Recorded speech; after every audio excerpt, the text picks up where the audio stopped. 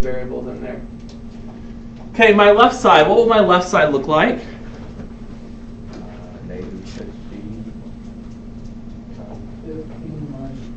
Yeah, 15 minus 6p. Just write it down. I can't combine them. The 15 doesn't have a p. So it's just 15 minus 6p.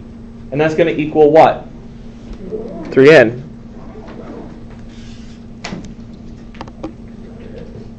Is that it? Is this solved for n? No. How do I get rid of the 3? Divide by 3. So it's the same thought process. It's just trickier because you have lots of variables in there. But it's the same idea. Now, this could be your answer. If you couldn't actually divide the 15 and 6 by the 3, that would be your answer. But if you can divide them by 3, divide them by 3. What's 15 divided by 3? 5. What's negative 6 divided by 3? 2. Negative 2p equals n. Is that solved for n? Yeah. Yes, because n is by itself.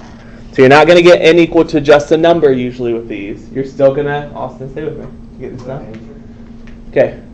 So you're not going to get n equal to a number necessarily. You're going to have, as long as you get n by itself, it is solved for n. Did you get it done, Nick? Yeah. Okay. Let's look at B.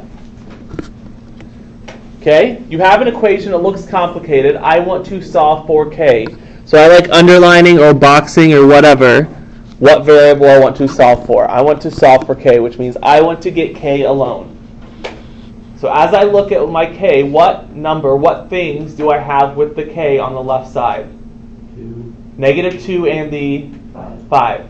Which one do I get rid of first, the negative 2 or the 5? The 5, it's furthest away.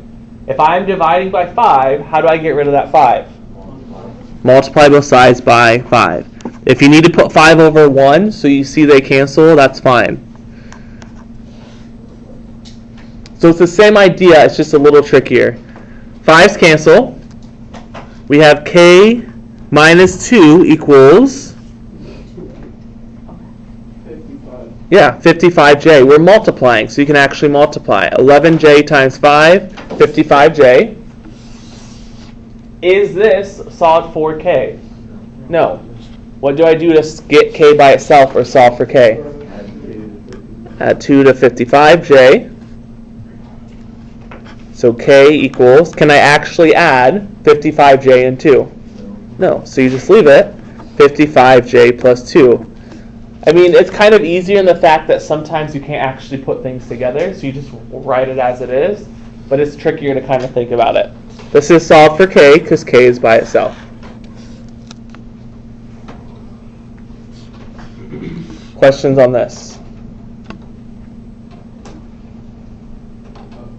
Okay, let's look at example 3. As I look at example 3, I want to solve this equation for d. And what do I notice about this? It has the d on the left and then 3d on the right side of the equation. So I have both of those that I need to get together.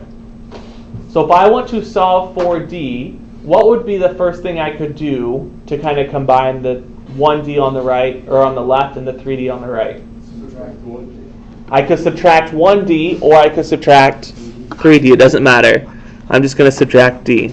So if they show up on multiple sides, just like we did if I had a 2x on the left and a 4x on the right, we're going to combine them first. Start from the left.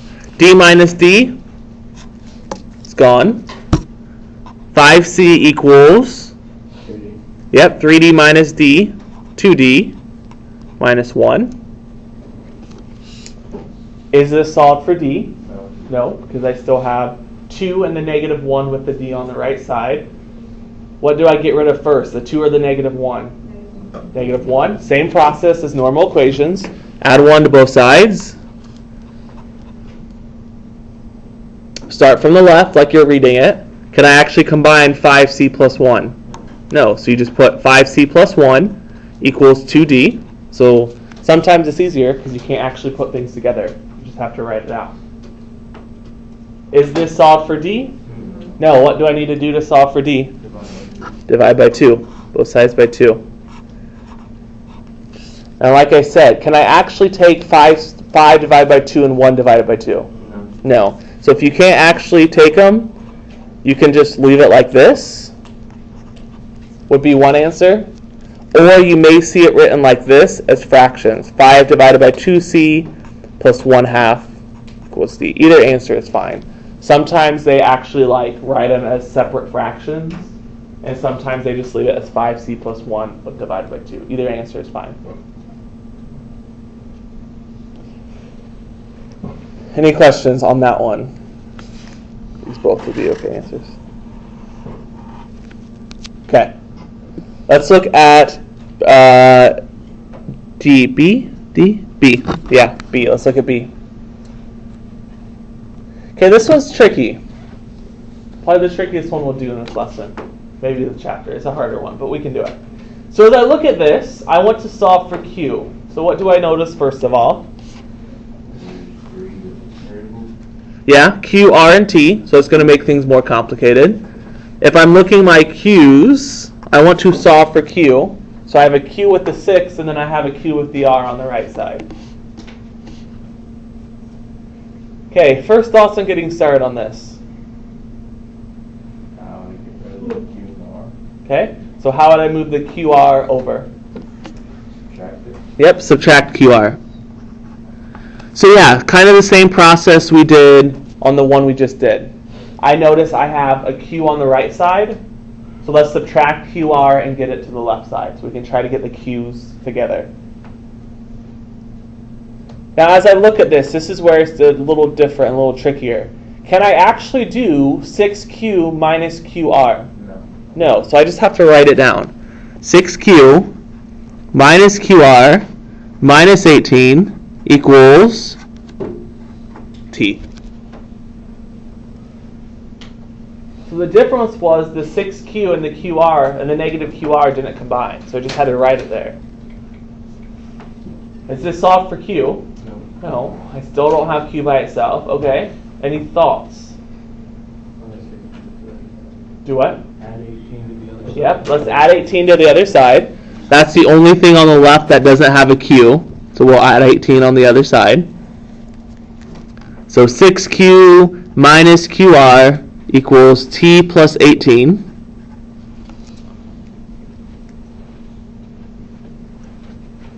Now, this is where I would get stuck.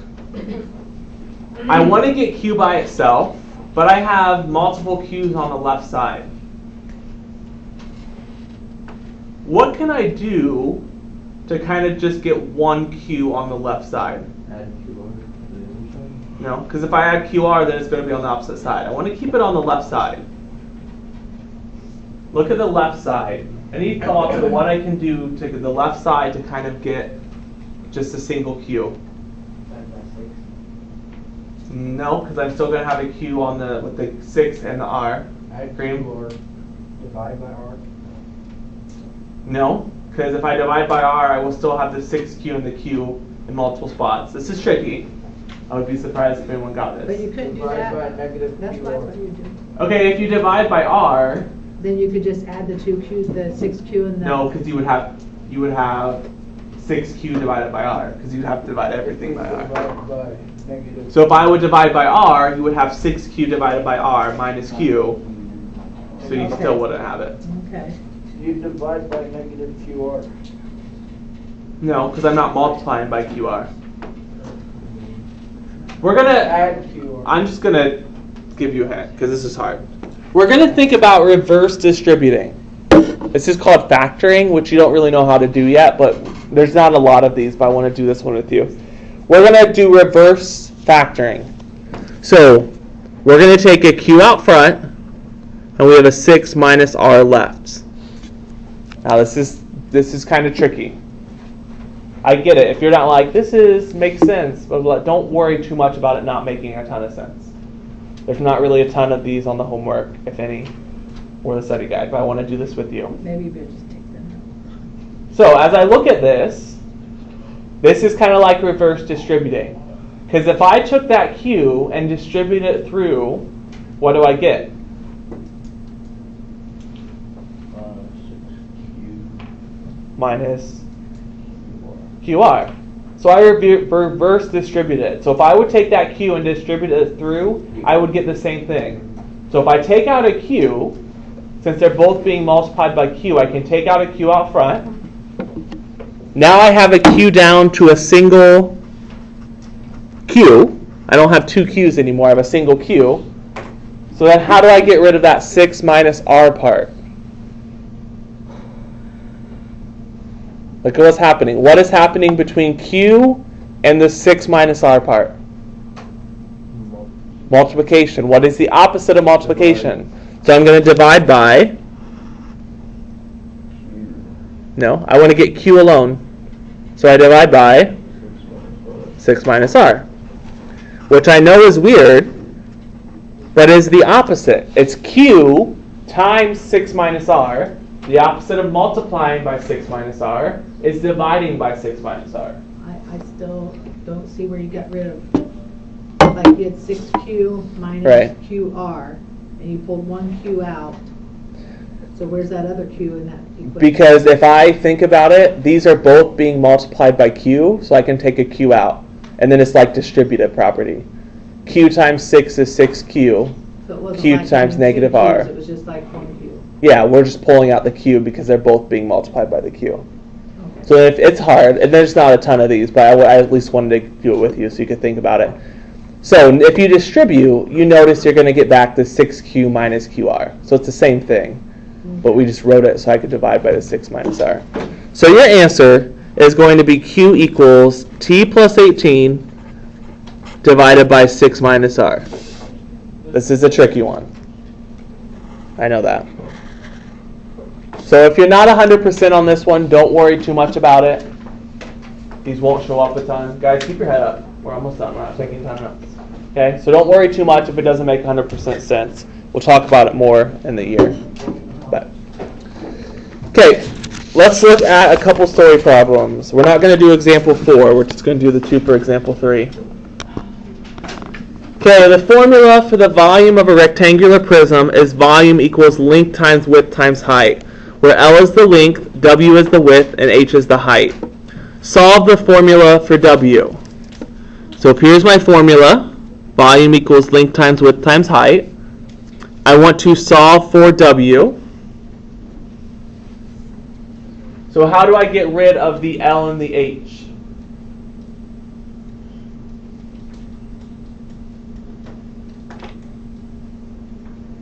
If I want to get W alone, how do I get rid of the L and the H? What operation is happening between the L, the W, and the H? So what is the opposite of multiplication? Divide. So I'm going to divide by LH. I know this is weird, but you have to think about the same process. I am multiplying L, W, and H together. The inverse is dividing by LH. So we have V divided by LH equals W. Is this solved for W? Yes, W is by itself. The L and the H cancel, so that gets W by itself. So that's part 1. It is solved for W. Now, step B, part B, we're going to take it one step further. Find the width.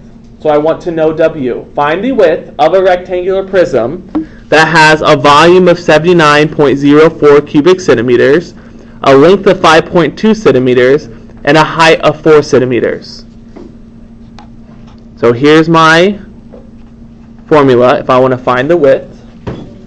And then how do I find the width if they give me those 3 other pieces of information? Divide 79.04 by 5.2 times 4. Yep, start plugging stuff in. The volume is 79.04, so that goes in for V. What do they tell me the length is? 5.2 centimeters. So that goes in for length. And what do they tell me the height is? 4. So you're going to take your equation from the first part and you're going to plug in the information they tell you. So go grab a calculator if you don't have one. I actually want you trying this. You can do the multiplication in the denominator first if you want to. What's 5.2 times 4? 20.8. So if you want to do the multiplication in the denominator first, and then divide. So what's 79.04 divided by 20.8?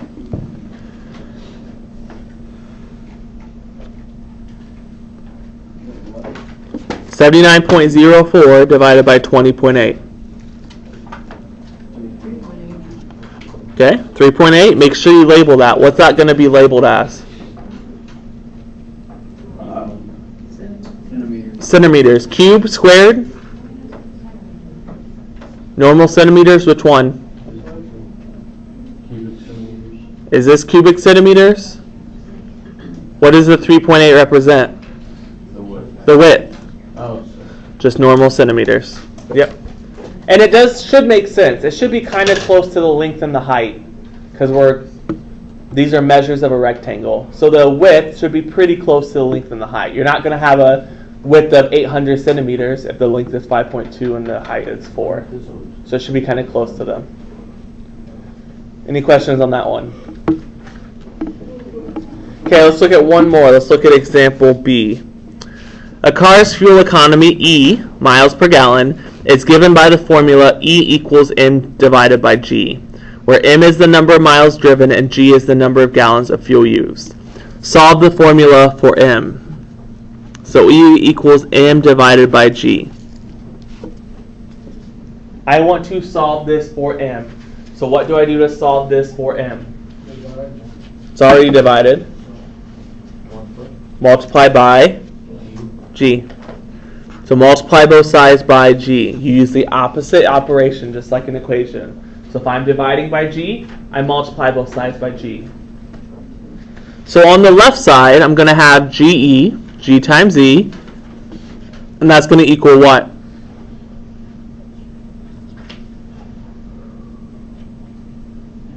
Miles per gallon.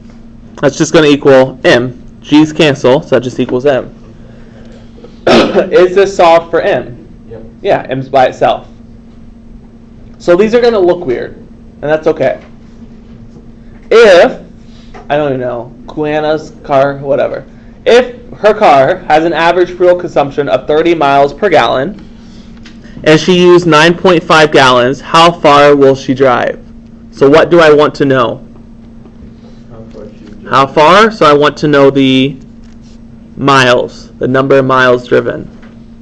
So if here's my formula, G times E equals M, how do I find M, or the how far she's driven, how many miles she's driven? Multiply the 9.5 by 30. Yeah, what did G represent? Fuel. Number of gallons. So what is the number of gallons she used? 9.5. Times E is the miles per gallon. And what was her miles per gallon? 30. So plug it in, and then you can find how many miles she drove. So what's 9.5 times 30? 285. How do I label it? Miles. Because I want to know how far she drove, how many miles she drove. 285 miles. No, 285 would be here to, I don't know, like 60 miles to Fort Wayne-ish. So, you know. It's almost to far. Kentucky. Yeah, I mean, it's a decent amount, but yeah, so anyway. Okay, any questions on that? Same big idea, just kind of weird. Okay, homework is a worksheet, just for something different.